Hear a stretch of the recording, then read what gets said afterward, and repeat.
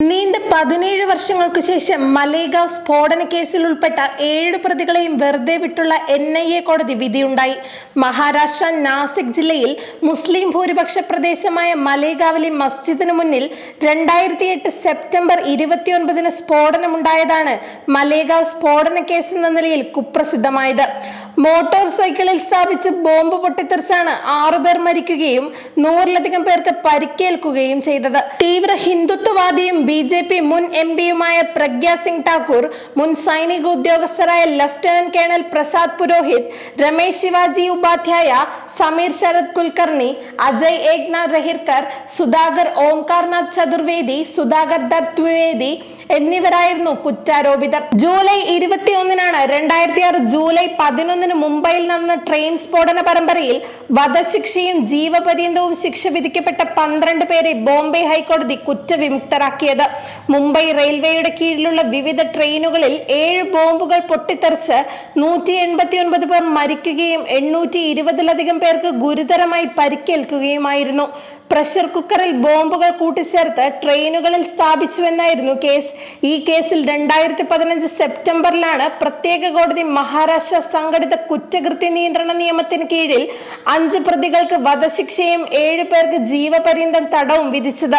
2 കേസുകളിലും പ്രതികൾ കുറ്റവിമുക്തരാക്കപ്പെട്ടത് നിയമവിദഗ്ധരെയും മനുഷ്യാവകാശ പ്രവർത്തകരെയും ഒരുപോലെ ഞെട്ടിക്കുന്നതാണ്. കൃത്യമായി തെളിയിക്കപ്പെടാതെ ഒരാളെയും ശിക്ഷിക്കരുതെന്നതാണ് നീതിയാണെങ്കിലും 2 കേസുകളും തീവ്രവാദവും ഭീകരപ്രവർത്തനവുമായി ബന്ധപ്പെട്ടതാണ് എന്നതിനാലാണ് പ്രതികളെ വിട്ടയച്ചത് അത്ഭുതപ്പെടുത്തുന്നത്.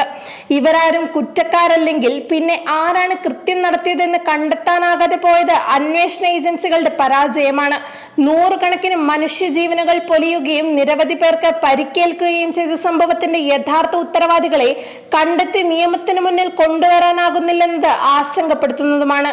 അതേസമയം പ്രതികൾ കുറ്റവിമുക്തമാക്കപ്പെട്ട 2 കേസുകളോടും നിലവിലുള്ള BJP സർക്കാർ സ്വീകരിക്കുന്ന സമീപനം അപലപനീയവും നീതിയോടുള്ള കൊഞ്ഞനം കുത്തലുമാണ്. മുംബൈ സ്ഫോടന കേസിൽ കുറ്റവിമുക്തരാക്കിയ വിധിയുണ്ടായപ്പോൾ അതിനെ അപലപിക്കുകയും അപ്പീൽ നൽകുന്നതിന് തീരുമാനിക്കുകയുമാണ് മഹാരാഷ്ട്രയിലെ BJP സർക്കാർ ചെയ്തത്. അപ്പീലിന്റെ അടിസ്ഥാനത്തിൽ മുംബൈ ഹൈക്കോടതി വിധി സുപ്രീം കോടതി റദ്ദാക്കുകയും ചെയ്തിട്ടുണ്ട്. എന്നാൽ മലേഗാവ് കേസിൽ വിരുദ്ധ നിലപാടാണ് കൈക്കൊള്ളുന്നത്.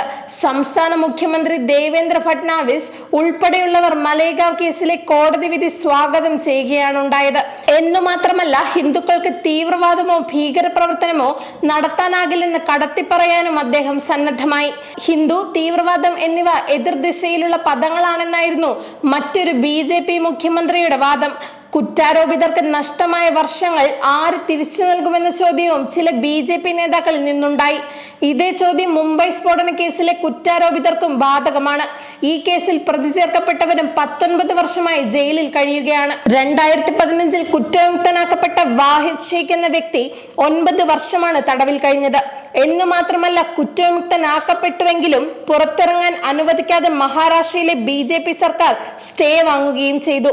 മലേഗാവ് കേസിൽ NIA കോടതി വിധിക്കെതിരെ അപ്പീൽ പോകണമെന്ന് വിവിധ കോണുകളിൽ നിന്ന് ആവശ്യമുയർന്നിട്ടുണ്ടെങ്കിലും മഹാരാഷ്ട്രയിലെ BJP സർക്കാർ അതിന് സന്നദ്ധമാകുമെന്ന് കരുതാനാകില്ല. BJPയും അവരെ നയിക്കുന്ന ആശയങ്ങളുടെയും ഇരട്ടമുഖമാണ് ഇതിലൂടെ വീണ്ടും തെളിയുന്നത്. ഒരു കേസിൽ പ്രതികളെ കുറ്റവിമുക്തരാക്കിയതിനെതിരെ അപ്പീൽ നൽകുകയും മറ്റൊരു കേസിലെ വിധിയെ സ്വാഗതം ചെയ്യുകയും ചെയ്യുന്നത് തീവ്രവാദത്തോടുള്ള അവരുടെ സമീപനങ്ങളിലെ പക്ഷപാതിത്വം വെളിപ്പെടുത്തുന്നു. കഴിഞ്ഞ കുറെ കാലമായി നാം ഇത് കണ്ടുകൊണ്ടിരിക്കുകയാണ്. ഭരണത്തിന്റെ തണലിൽ തീവ്ര ഹിന്ദുത്വ സംഘടനകൾ ഭീകരപ്രവർത്തനങ്ങൾ നടത്തുമ്പോൾ അതിനെ ന്യായീകരിക്കുകയും സംരക്ഷണമൊരുക്കുകയും ചെയ്യുന്നു. ഇത്തരം സംഘടനകൾ കുറ്റാരോപിതരാകുമ്പോൾ വിരുദ്ധ നിലപാടുകളും അവരെ പൂട്ടാനുള്ള എല്ലാ ശ്രമങ്ങളും സ്വീകരിക്കുന്നു. ഇത്തരമൊരു ആകുലാവസ്ഥയിൽ തീവ്രവാദത്തിന്റെ നിർവചനം മാറ്റപ്പെടുന്നു എന്ന് മാത്രമല്ല, യഥാർത്ഥ നീതി മരിക്കുകയും ചെയ്യുന്നു.